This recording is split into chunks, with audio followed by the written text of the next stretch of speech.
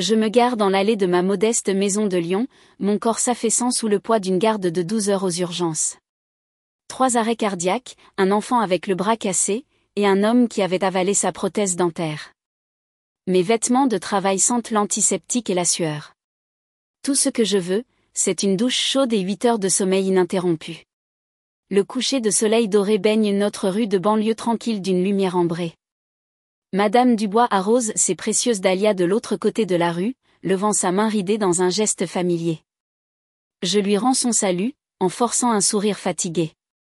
Quelque chose me taraude au fond de mon esprit alors que je contemple ma maison. Les rideaux.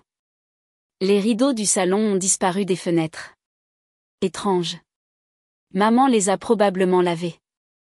Encore. Ces frénésies de ménage s'intensifient toujours quand papa fait un nouvel investissement. Je descends de ma vieille Renault Clio, jette mon sac à dos sur mon épaule, et me traîne jusqu'à l'entrée. Le nain de jardin en pierre que papa a acheté dans une brocante il y a 5 ans sourit toujours de son sourire ébréché près des marches. Je fouille dans ma poche pour trouver mes clés, déverrouille la porte, et entre. L'écho creux de mes pas m'arrête net. Maman? Ma voix résonne contre les murs nus. Papa? Rien. Le salon est complètement vide. Pas de canapé où papa regardait le football tous les dimanches. Pas de table basse avec la collection d'oiseaux en céramique de maman. Pas de photos de famille grimpant l'escalier. Pas même le hideux fauteuil marron que mon frère, Kevin, avait insisté pour garder quand il a déménagé.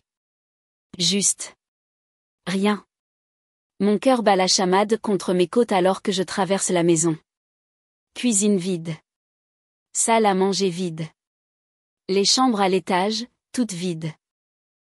Ma chambre d'enfance où des marques de taille suivaient encore ma croissance sur le chambranle de la porte, dépouillé.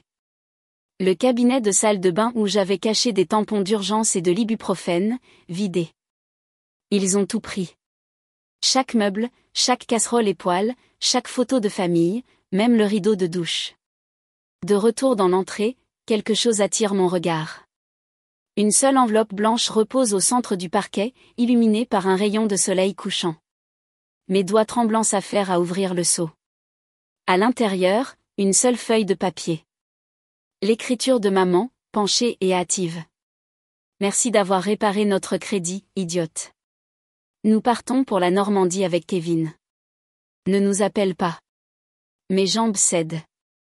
Je m'affaisse sur le sol, le parquet froid pressant contre mes genoux. Une vague de nausée me submerge alors que la vérité s'installe. Ils m'ont abandonné. Pire, ils m'ont volé. Mon téléphone vibre dans ma poche. Un message automatisé d'un agent immobilier. Félicitations pour la mise en vente réussie de votre propriété au 14 rue des Peupliers. Nous prévoyons une clôture dans les 30 jours. La pièce tourne. Ils vendent ma maison. Ma maison. Il y a 7 mois, j'ai dormi dans ma voiture après ma rupture avec Julien. 3 ans ensemble, et il m'a mise dehors sans nulle part où aller. J'économisais chaque centime pour un nouvel appartement, déterminé à reconstruire. Puis maman a appelé à 2 heures du matin, sanglotante. Nous allons perdre la maison, a-t-elle crié. Ton père a fait de mauvais investissements. Nous devons 325 000 €.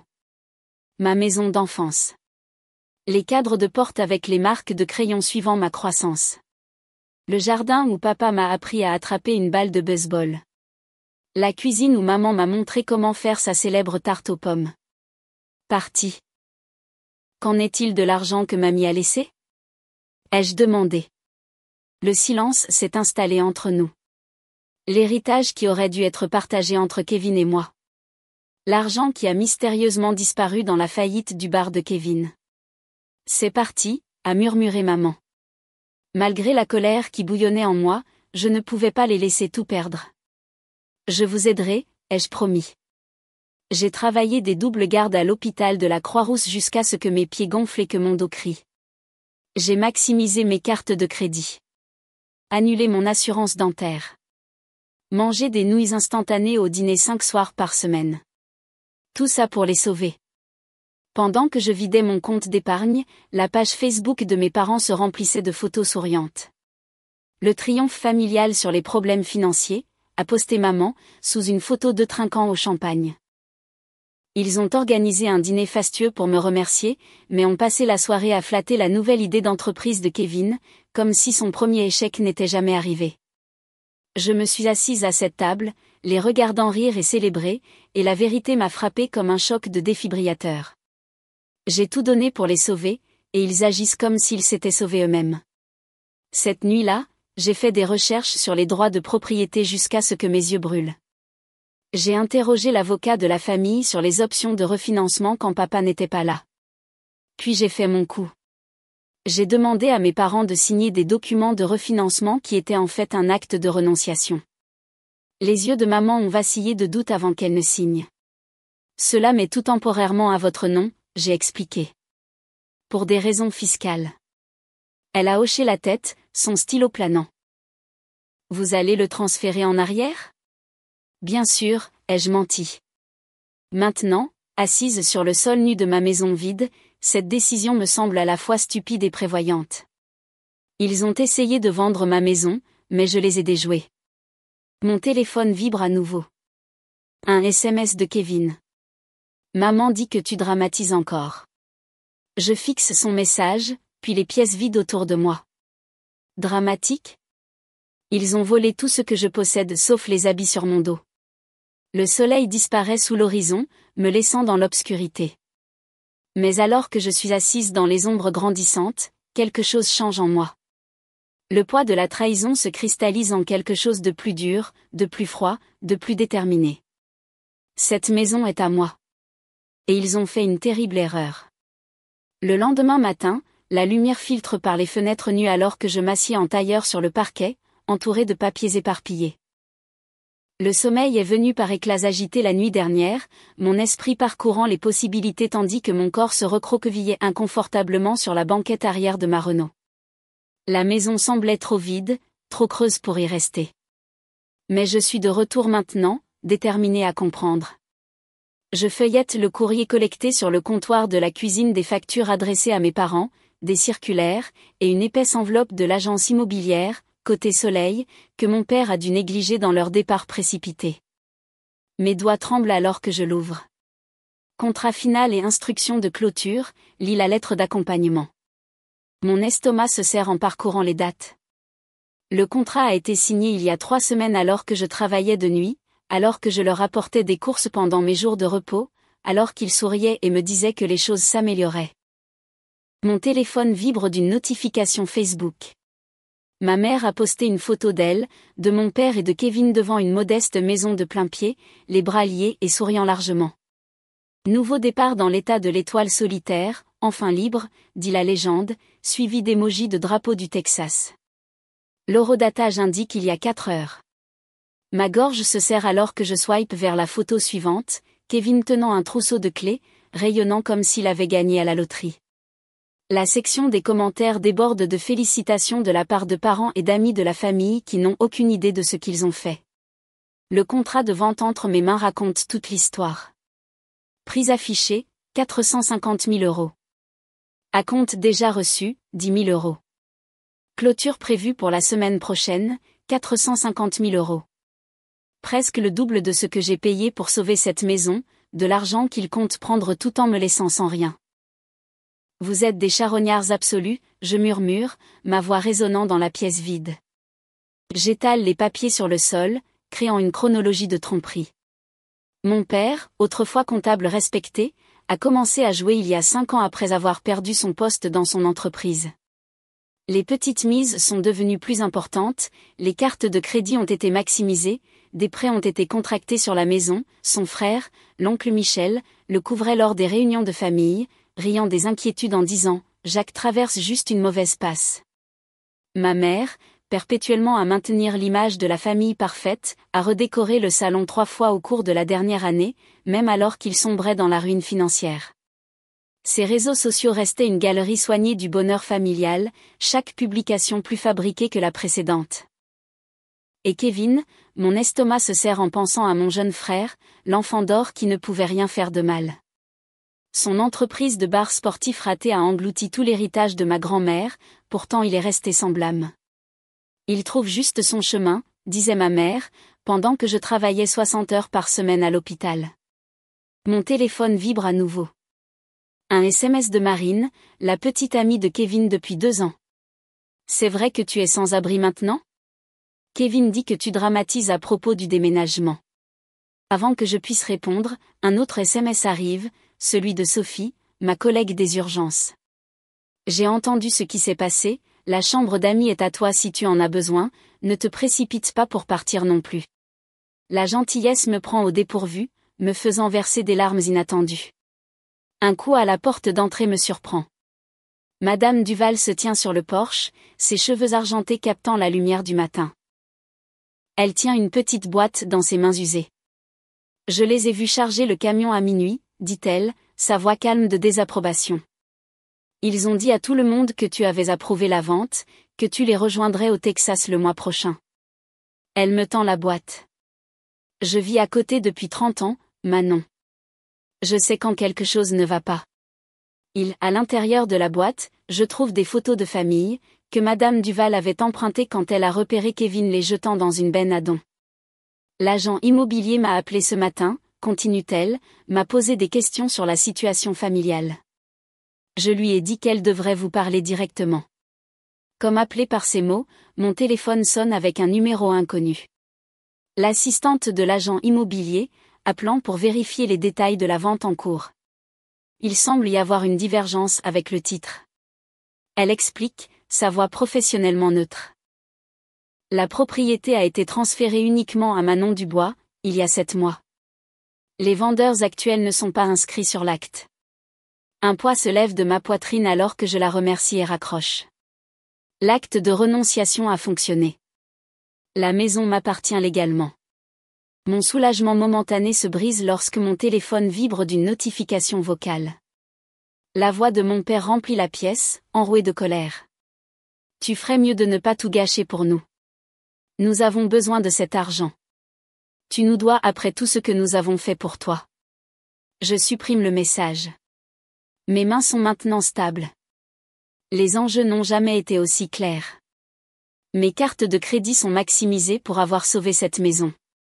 Je n'ai nulle part ailleurs où aller. Si elle conteste l'acte de renonciation, je pourrais tout perdre. Sans logement stable, ma position à l'hôpital pourrait être compromise. La présence et l'apparence comptent dans les soins de santé. L'agent immobilier rappelle 1 heure plus tard, son ton considérablement plus froid que celui de son assistante. Mademoiselle Dubois, nous avons terminé la recherche de titre. La vente ne peut pas procéder sans votre autorisation en tant que propriétaire légal. Nous avons gelé la transaction en attendant des clarifications. Merci, je réponds, surprise par le calme dans ma voix. Ce soir-là, Sophie arrive avec un matelas gonflable, un sac de plats à emporter, et un câlin féroce. Juste jusqu'à ce que tu te remettes sur pied, dit-elle, m'aidant à gonfler le matelas dans ce qui était autrefois ma chambre. La nuit tombée, je reste éveillée à fixer le plafond. La maison craque et s'installe autour de moi, des bruits familiers de l'enfance qui semblent maintenant différents. Ce vide, cette trahison, cela devrait me briser. Au lieu de cela, je sens quelque chose se durcir à l'intérieur, comme du béton qui prend. Ils voulaient vendre ma maison et disparaître avec l'argent, mais je les ai déjoués. Demain, je commence à reconstruire. Pas seulement les meubles et les objets, mais des limites qui auraient dû être en place il y a des années. Je ferme les yeux, étonnamment en paix dans ma maison vide. Elle est mienne maintenant. Vraiment mienne. Et ils ont fait une terrible erreur. 1 semaine plus tard, mon téléphone sonne pour la 8e fois aujourd'hui. Kevin, encore. J'envisage de le faire taire, mais quelque chose me pousse à regarder. Maman a des crises d'anxiété à cause de toi. Arrête ça, maintenant. Je jette mon téléphone sur le matelas gonflable où je dors depuis 1 semaine. Il y a 3 jours, la tension de papa est montée en flèche. Hier, tu es en train de déchirer cette famille. Le goutte-à-goutte constant de culpabilité est devenu un bruit blanc. La sonnette retentit. À travers le Judas, j'aperçois la tête chauve de l'oncle Michel et son sourire forcé. Sa Cadillac tourne au ralenti dans mon allée, le moteur tournant comme s'il s'attendait à ce que ce soit rapide. Manon, ma chérie. Il appelle à travers la porte. Je veux juste te raisonner. Je ne réponds pas. Après 10 minutes de coups de porte de plus en plus agités, il laisse une carte de visite coincée dans le cadre de la porte avec une note. Tes parents t'ont mieux élevé que ça. Plus tard, en scrollant sur Facebook, mon estomac se serre. Le dernier post de maman a 57 commentaires. Prière pour des parents aux prises avec des enfants ingrats. Les problèmes de santé mentale peuvent déchirer les familles. S'il vous plaît, respectez notre vie privée pendant cette période difficile. Les commentaires vont de sympathiques à suspects. Reste forte, Diane. De ses amis du club de lecture. Qu'est-il arrivé avec Manon? De personnes qui me connaissent vraiment. Mon doigt plane sur le bouton de réponse, mais je ferme l'application à la place. Ils ont contrôlé le récit toute ma vie. Plus maintenant. Le lendemain matin, la lumière du soleil filtre par la fenêtre de ma chambre alors que je choisis mes vêtements. Pas de blouse d'infirmière aujourd'hui. Une blouse blanche impeccable, un pantalon bleu marine, et les boucles d'oreilles en perles que mamie m'a laissées. Professionnel. Autorité. Le miroir reflète quelqu'un que je reconnais à peine. Épaules en arrière, menton levé, yeux clairs et déterminés. Le bureau des hypothèques sent le papier carbone et le café. Les yeux de la réceptionniste s'écarquillent légèrement lorsque je donne mon nom. Mademoiselle Dubois? Nous ne vous attendions pas avant 10 heures. Je préfère être en avance. Ma voix sonne plus assurée que je ne le ressens. Monsieur Moreau, l'agent d'enregistrement des titres, me serre fermement la main. Les murs de son bureau sont tapissés de photos de famille et de trophées de pêche. J'ai examiné votre documentation, dit-il, en désignant le dossier sur son bureau. L'acte de renonciation est en règle. Vos registres de paiement sont remarquablement bien organisés. J'ai appris à garder les reçus, dis-je, un coin de ma bouche se soulevant légèrement. Il hoche la tête, m'étudiant. Je n'ai jamais vu quelqu'un de votre âge aussi préparé. La plupart des gens 2 fois plus âgés ne comprennent pas ces transactions. La nécessité est un excellent professeur.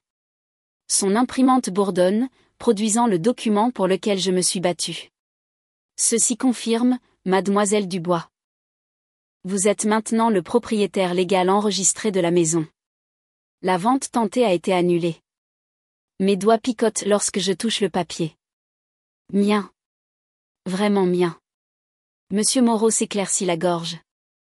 Vos parents ont demandé un appel-conférence. Ils sont assez insistants. Je parie qu'ils le sont. Le haut-parleur crépite. La voix de papa remplit la pièce, déjà en plein milieu d'une phrase. Complètement déraisonnable. Nous l'avons élevé, nous lui avons donné un toit pendant des années. Monsieur Dubois. Monsieur Moreau interrompt. J'ai votre fille ici avec moi. Nous sommes en haut-parleur. Un moment de silence stupéfait. Puis la voix de maman, tremblante de vulnérabilité calculée. Manon, ma chérie. Comment as-tu pu nous faire ça? Après tout ce que nous avons sacrifié. Madame Dubois. Monsieur Moreau intervient. La documentation est tout à fait claire. Votre fille a payé 325 000 € pour éviter la saisie de la propriété. Vous et votre mari avez signé un acte de renonciation transférant la propriété. Elle nous a trompés. La voix de papa s'élève. Elle a dit que c'était des documents de refinancement. L'acte est clairement intitulé, monsieur. Il porte vos signatures notariées. C'est absurde, je vais poursuivre. Sur quel motif, papa? Ma voix me surprend même moi. Calme, presque doux. La maison est à moi. La vente est annulée. Et vous m'avez laissé avec rien que des murs. Maman commence à pleurer. La bande sonore familière de mon enfance chaque fois qu'elle n'obtenait pas ce qu'elle voulait. Mais monsieur Moreau me glisse simplement une boîte de mouchoirs, imperturbable par les sons venant du haut-parleur. Cette conversation est terminée, dis-je, appuyant sur le bouton raccroché. En traversant le couloir de l'hôpital ce soir-là, Sophie tombe à mes côtés. La cavalerie arrive à 6 heures, dit-elle. Mike de la radiologie a un camion. Emma apporte son vieux canapé. J'ai des fournitures de cuisine. Ma gorge se serre. Tu n'as pas à essayer de nous arrêter, dit-elle, me donnant un coup d'épaule. Au coucher du soleil, mon salon a des meubles. Pas des pièces assorties d'un showroom, mais un mélange de dons. Un canapé vert forêt, une table basse rayée, des chaises de salle à manger dépareillées, plus que je n'en avais hier. Madame Duval apparaît à ma porte avec une boîte en carton. Je les ai gardées en lieu sûr, explique-t-elle, révélant des photos de famille encadrées. Quand je les ai vues charger tout, j'ai su que quelque chose n'allait pas. Plus tard, mon téléphone sonne avec un numéro inconnu. La voix de Marine arrive, basse et urgente. J'ai quitté Kevin, dit-elle sans préambule. Ils ont planifié ça pendant des mois, Manon. Kevin m'a montré des SMS de l'hiver dernier. Je ne peux pas rester avec lui en sachant ce qu'ils t'ont fait. Je m'affaisse sur mon nouveau vieux canapé. Tu vas bien? Ne devrais-je pas te demander ça? Elle rit, un son creux. Je loge chez ma sœur. Écoute, j'ai gardé certains de ces SMS. Je vais te les transmettre. Le docteur. Vincent me rattrape entre deux patients le lendemain. J'ai approuvé votre demande de garde supplémentaire, dit-il. Les primes de vacances devraient vous aider à reconstituer votre pécule. Merci. Je réussis à dire, clignant des yeux pour refouler des larmes inattendues. Après le travail, je conduis au magasin de bricolage et j'achète de nouvelles serrures. Le clic métallique du verrou se glissant en place sonne comme une victoire. L'installation du système de sécurité prend 3 heures. Des caméras couvrant chaque entrée. Des détecteurs de mouvement. Un panneau près de ma porte de chambre. Dans l'ancienne chambre de Kevin, je badigeonne de peinture vert mer les posters de basketball qu'il n'a jamais pris la peine d'enlever. La couleur me rappelle la côte de l'Oregon, où j'allais seule pour réfléchir pendant mes études d'infirmière. À chaque coup, je récupère un pouce d'espace. La dernière tâche est la plus difficile. Le portrait de mariage de mes parents a été accroché au-dessus de la cheminée toute ma vie. Je l'enlève avec soin, enveloppant le cadre dans un vieux t-shirt avant de le placer dans le grenier. À sa place, j'accroche une photo de la ligne d'horizon de Lyon à l'aube, la vue que je vois en rentrant des gardes de nuit. Le début de quelque chose de nouveau. En reculant, je contemple ma maison. Plus vide. Pas volée. Mienne. Mon téléphone vibre d'un autre SMS de Kevin. Je le supprime sans le lire, et éteins les lumières, montant dans ma chambre. Pour la première fois depuis des semaines, je vais dormir sans rêver de pièces vides et d'avenir volé. Mon téléphone vibre à 3 heures du matin. Je l'ignore, mais secondes plus tard, il vibre à nouveau. Et encore. Les notifications s'accumulent comme des feuilles d'automne, SMS, messages vocaux, alertes Facebook. Je plisse les yeux vers l'écran. Ma chambre est toujours sombre, sauf pour la dure lueur bleue. Le nom de maman domine mes notifications. Je m'assieds, le dos contre la tête de lit, et tape sur le message le plus récent. L'Extended Stay America coûte 89 € par nuit. Nous ne pouvons pas nous le permettre plus longtemps. Ton père est fou de chagrin. Je fais défiler les messages précédents. Les plaintes concernant la chaleur du Texas. Les matelas inconfortables du motel. Les personnages suspects qui traînent dans le parking. Pas un mot pour me laisser avec rien que des murs. L'ironie me fait presque rire. Presque. Leur rêve d'un manoir texan financé par ma maison vide s'est écrasé contre la réalité. Les 450 000 € qu'ils attendaient n'arriveront jamais. Et leur sac à tivement fait sont maintenant dans une chambre de motel économique avec des brûlures de cigarettes sur la moquette. Mon ordinateur portable repose sur ma table de chevet. J'ouvre Facebook. Maman vient de poster une photo du coucher de soleil. Prendre le temps d'explorer le Texas avant d'acheter notre maison de rêve.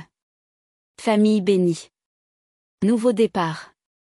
Les commentaires débordent d'encouragements joyeux de parents éloignés et d'amis de l'église qui n'ont aucune idée de ce qui s'est réellement passé. 12 personnes l'ont déjà aimé. Le profil de Kevin raconte une autre histoire. Ses mises à jour de statut sont passées de plans enthousiastes à des plaintes à peine voilées. Le marché de l'emploi est plus difficile que prévu. Quelqu'un connaît-il quelqu'un qui embauche à San Antonio? Je ferme l'ordinateur portable sans répondre aux messages. Laissez-les mijoter dans les conséquences qu'ils ont créées. La lumière du matin filtre par mes nouveaux rideaux alors que je me prépare pour ma garde. J'ai été prudemment silencieuse en ligne depuis leur départ. Les regardant défaire leur récit sans mon interférence. Aujourd'hui me semble différent. Aujourd'hui, je suis prête. Je cale mon téléphone contre le comptoir de la cuisine et prends un selfie dans ma blouse d'infirmière. Debout fièrement devant le mur fraîchement peint du salon. La légende vient facilement. Certaines choses gagnées ne peuvent jamais être enlevées. Reconnaissante pour cette maison et la communauté qui m'a soutenue à travers des défis inattendus. En quelques minutes, des commentaires apparaissent de la part de voisins, de collègues, d'anciens camarades de classe. Ils ont entendu des rumeurs. Ils choisissent des camps sans que je dise un mot. Tellement fier de toi, Manon. Tes parents ont toujours été louches avec l'argent. Appelle si tu as besoin de quoi que ce soit, ma chère. J'envoie un email avant de partir au travail. À papa. Objet, réexpédition du courrier. J'ai décidé de garder la maison. Veuillez me faire suivre votre nouvelle adresse pour tout courrier restant. Manon. Court, simple, définitif. Lorsque je reviens de ma garde 8 heures plus tard, mon téléphone contient un SMS de Marine, la petite amie de Kevin. Kevin a été licencié hier. Ils ont découvert qu'il avait menti sur son expérience. Je tape en réponse, c'est une bonne chose que tu aies déménagé avec ta sœur. Mais tu pourrais toujours revenir à Lyon. Elle ne répond pas, mais je sais que j'ai planté une graine. L'oncle Michel appelle ce soir-là. Sa voix porte le poids de l'obligation familiale, tendue par la déception. Il demande à rester dans mon sous-sol, dit-il. Je ne peux pas refuser la famille, mais Manon, ce qu'ils t'ont fait. Fais ce que tu as à faire, oncle Michel. Ton père dit qu'il y a encore une chance de vendre la maison et de partager l'argent. Dis que tout le monde gagne comme ça. Mon rire sonne creux, même à mes propres oreilles. C'est ce que je pensais. Son soupir traverse les frontières de l'État. Ta mère a appelé tout le monde du vieux quartier. Les gens commencent à poser des questions. Leur image de famille parfaite s'écroule brique par brique. À Lyon. Au Texas. Partout. Plus tard dans la nuit, le message vocal larmoyant de maman remplit ma cuisine alors que je coupe des légumes pour le dîner. Bébé, s'il te plaît. Nous avons fait une terrible erreur. Nous devons juste rentrer à la maison. Ton père ne dort pas, Kevin nous reproche tout. S'il te plaît, rappelle-moi. Je le supprime et continue de couper. L'email de papa arrive ensuite. Nous pourrions partager les recettes 50-50e si tu vends maintenant. Le marché est chaud. Sois raisonnable, Manon. Le SMS de Kevin est moins diplomatique. Tu as détruit cette famille. Je me tiens à la fenêtre de ma cuisine, regardant les étoiles apparaître au-dessus de mon jardin. Le jardin où papa m'a appris à lancer une balle de baseball. Le jardin où maman plantait des tulipes chaque printemps. Le jardin que je tondais chaque samedi pour gagner mon argent de poche. Mes doigts tapent une réponse à Kevin. Le jour où j'ai eu besoin d'un toit, tu m'as laissé sans abri. Maintenant, débrouille-toi comme je l'ai fait. Bloqué. Supprimé. Respirer. 3 jours plus tard, mon avocat appelle.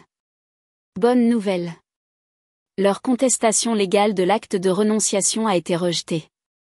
Le juge n'a même pas eu besoin d'entendre les arguments. La banque confirme ce que je sais déjà. Le prêt hypothécaire est uniquement à mon nom. La montagne de dettes de cartes de crédit que j'ai contractées pour sauver cette maison plane toujours. Mais chaque chèque de paie la réduit. Chaque garde supplémentaire me rapproche de la liberté. Cette nuit-là, j'accroche un nouveau miroir dans l'entrée, l'endroit où leur portrait de mariage dominait autrefois le mur. Mon reflet montre quelqu'un que j'apprends encore à connaître. Une femme qui a arrêté de s'immoler pour réchauffer les autres. La maison semble différente maintenant. Plus petite, sans leurs attentes démesurées. Plus grande avec des possibilités qui n'appartiennent qu'à moi. Mon sacrifice financier a été énorme, mais il m'a sauvé d'une vie d'exploitation. Certaines leçons coûtent tout mais vous apprennent votre vraie valeur. Et dans mon cas, c'est exactement le prix de cette maison. Un mois plus tard, la pluie frappe mes fenêtres comme de petits points demandant l'entrée. Octobre à Lyon apporte des tempêtes qui emportent la chaleur persistante de l'été et exposent les os nus de la réalité.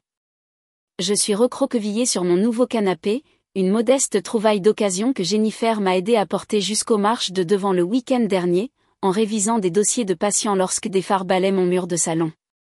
Une portière de voiture claque. Puis une autre. Une troisième. Mon estomac se serre.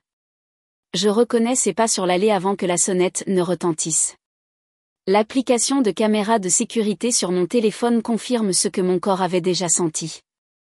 Mes parents et Kevin, blottis sous un seul parapluie sur mon porche, leurs visages tirés et désespérés. J'envisage de ne pas répondre. Les laisser se tenir sous la pluie comme je me suis tenue dans une maison vide il y a 3 mois. Mais ce n'est pas qui je suis. Plus maintenant. Quand j'ouvre la porte, maman s'avance d'abord, son mascara traçant de sombres rivières sur ses joues. Manon. Dieu merci. Nous n'avons nulle part ailleurs où aller. Papa a l'air plus petit d'une certaine manière, ses épaules voûtées contre la pluie battante. La situation texane. Ça n'a pas marché. Kevin les dépasse tous les deux, l'eau dégoulinant de sa veste en cuir sur mon parquet fraîchement rénové. Tu dois réparer ce que tu as cassé. Il dit sèchement. Ils ont dû vendre leur voiture juste pour revenir ici. Je ne dis rien. Je m'écarte simplement pour les laisser entrer dans l'entrée. La maison qu'ils ont dépouillée contient maintenant juste assez de meubles pour leur rappeler ce qui manque. Mes meubles. Ma maison. Après tout ce que nous avons fait pour toi. Maman murmure, sa voix craquant avec une précision calculée. J'ai changé tes couches. Je t'ai soigné pendant la varicelle. Je t'ai aidé à postuler à l'école d'infirmière. J'ai répété ce moment en thérapie, sous la douche, en fixant mon plafond à 3 heures du matin. Pourtant, maintenant qu'il est là, un calme étrange s'installe en moi. Je ne ressens plus de rage. Juste de la clarté. Voulez-vous vous asseoir ? Je demande, en désignant le salon. Ils échangent des regards confus avant de me suivre. Les yeux de papa glissent vers le manteau de la cheminée, où leur portrait de mariage trônait autrefois. À sa place se trouve une copie encadrée de ma licence d'infirmière. Quand j'avais 16 ans, je commence, me perchant sur le bord de mon fauteuil. J'ai accidenté la voiture de papa. Vous vous souvenez ? Tu m'as privé de sortie pendant 3 mois et tu m'as fait travailler dans l'entrepôt de l'oncle Michel pour payer les réparations. Papa fronce les sourcils. Qu'est-ce que ça a à voir ? Tu m'as appris les conséquences. Je continue. La responsabilité. Payer mes dettes. Je saisis le dossier sur ma table basse. Alors j'ai gardé une trace des miennes. Et des vôtres. J'ouvre le dossier et retire une pile de relevés bancaires, soigneusement surlignés en jaune. 78 000 €. C'est ce que j'ai payé pour l'hypothèque et les taxes foncières sur 7 mois. Je les pose sur la table. Plus 23 000 € de dettes de carte de crédit que j'ai contractées pour garder ce toit au-dessus de vos têtes. La main de maman vole à sa gorge. Manon, nous n'avons jamais demandé. Ensuite, je sors mon téléphone et j'ouvre Facebook. Pendant que je mangeais des nouilles 5 soirs par semaine, vous avez posté ceci. Je fais défiler leurs photos souriantes du Texas. Les dîners au steakhouse. Les virées shopping. La visite du vignoble. Des choix budgétaires intéressants pour une famille en crise financière. Kevin se déplace inconfortablement. Les réseaux sociaux ne sont pas la vraie vie.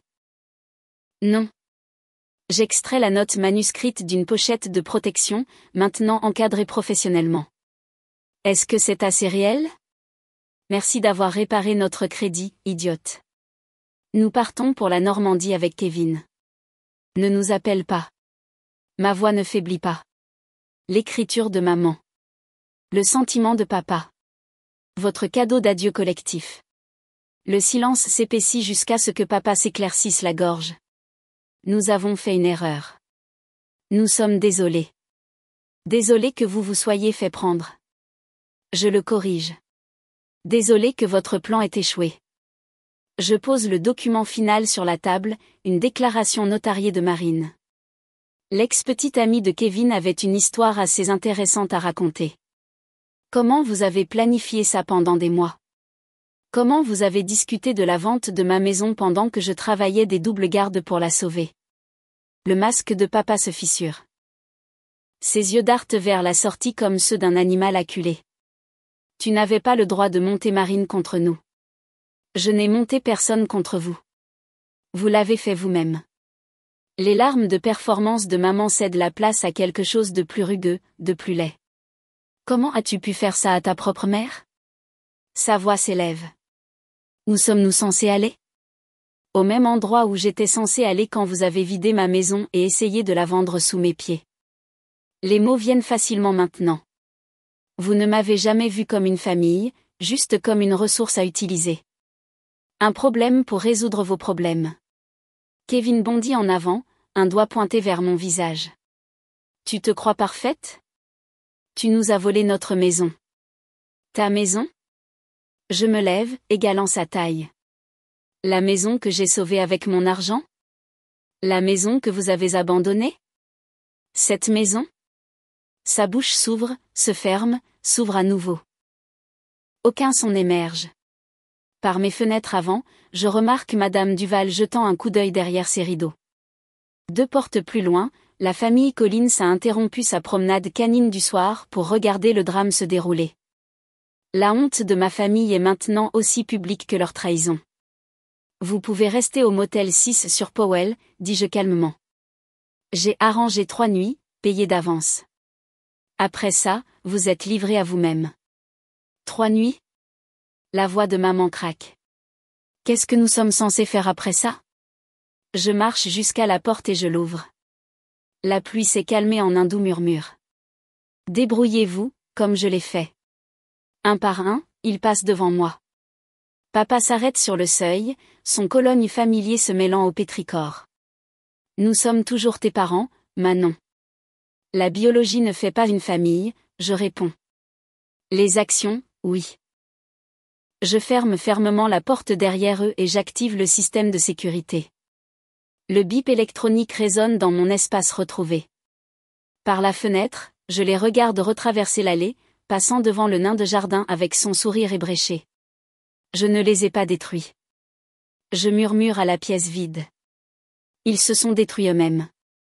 Le poids que j'ai porté si longtemps glisse de mes épaules comme de l'eau. Je me retourne vers ma maison, modeste, incomplète, mais indubitablement mienne. Dehors, les nuages d'orage se déchirent, révélant une seule étoile dans le ciel crépusculaire. La première chose claire que j'ai vue depuis des mois. Le soleil du matin réchauffe mon visage alors que je m'agenouille dans la terre fraîchement retournée. 1 an plus tard, et mes mains se souviennent encore du vide de cette maison. Maintenant, elles pressent des jeunes plants dans la terre où le gris négligé de papa collectait autrefois la rouille. Souci, zinnia et cosmos, des fleurs vives et résilientes qui reviennent saison après saison. Ceux-là s'en sortent bien, appelle Madame Duval d'outre-clôture. Plus seulement une voisine qui arrose des dahlias, mais une amie qui apporte du pain fait maison le dimanche et écoute mes histoires sans jugement. Tu devrais voir à l'intérieur. Je réponds, en brossant la terre de mes genoux. L'atelier d'art est enfin terminé. Ce qui était autrefois le bureau poussiéreux de papa, où il élaborait des stratagèmes financiers qui ne se sont jamais concrétisés, déborde maintenant de lumière naturelle. Des tables éclaboussées d'argile tiennent des tasses et des bols à moitié terminés. Mes doigts trouvent la paix en façonnant quelque chose à partir de rien. La chambre d'amis à l'étage est prête pour Lucia, l'étudiante infirmière que je forme. Sa situation fait écho à la mienne il y a des années, talentueuse, mais noyée par les obligations familiales. La différence? Elle aura quelqu'un dans son coin cette fois. Docteur. Vincent dit que le mentorat fait partie de ma guérison. En thérapie, j'ai appris à nommer ce qui s'est passé. L'abus financier. Les mots me collent encore parfois à la gorge, mais chaque semaine, ils viennent plus facilement. La famille n'est pas toujours qui t'a élevé, m'a-t-elle rappelé la dernière séance. Parfois, c'est qui t'aide à te relever. Le groupe de soutien que je dirige à l'hôpital de la Croix-Rousse hoche la tête en reconnaissance lorsque je partage cela. 8 autres survivantes. Toutes apprenant à démêler l'amour de l'exploitation. Quand une nouvelle membre murmure, mais leur famille, je ne sursaute plus. Marine envoie des SMS occasionnellement à propos de Kevin. Des emplois de niveau d'entrée. Des appartements partagés avec des colocataires. Mes parents se sont séparés il y a 6 mois. Maman dans le sous-sol de l'oncle Michel. Papa dans un studio. Le rêve texan s'est dissous comme du sucre et de la pluie. Je ne ressens rien en lisant ces mises à jour. Pas de satisfaction. Pas de colère. Juste une distance paisible. Comme regarder les vagues depuis un rivage vers lequel je n'ai plus besoin de nager. La sonnette retentit. Jennifer arrive la première pour la pendaison de crémaillère, les bras chargés de cidre pétillant et d'assiettes en carton. Cet endroit est magnifique, dit-elle, admirant les murs maintenant couverts d'œuvres d'art locales. Le parc est rénové. Les étagères remplies de revues d'infirmières et de livres de poterie. Des invités affluent tout au long de l'après-midi. Ma famille choisit. Madame Duval apporte sa célèbre tarte aux myrtilles. Des collègues des urgences. Des amis du cours de poterie. La maison se remplit de rire là où autrefois mes pas résonnaient contre les murs nus. Jennifer lève son verre alors que le coucher du soleil dort la salle à manger. À Manon, qui nous a tous appris ce à quoi ressemble vraiment la force. Plus tard, quand tout le monde est parti, je m'assieds avec l'album photo que j'ai enfin ouvert. Des photos de ma maison d'enfance, maintenant arrangées selon mes termes. Maman et papa sourient derrière le verre, figés dans un temps avant que la trahison ne nous désassemble. La photo de remise de diplôme de Kevin. Tous exposés non pas comme des blessures mais comme des chapitres d'une histoire plus longue. Parfois, la chose la plus aimante que vous puissiez faire est d'arrêter de sauver ceux qui vous nuisent à plusieurs reprises. Les frontières les plus dures protègent les cœurs les plus doux. Sur la balançoire du porche avant, je regarde les lucioles clignoter dans le crépuscule. Le poids des clés de maison dans ma paume semble juste. Gagné. Le jardin que j'ai planté fleurira au printemps prochain et au printemps suivant. Les racines poussent plus profondément que quiconque ne le voit. C'est ma maison retrouvée, renouvelée, et enfin en paix.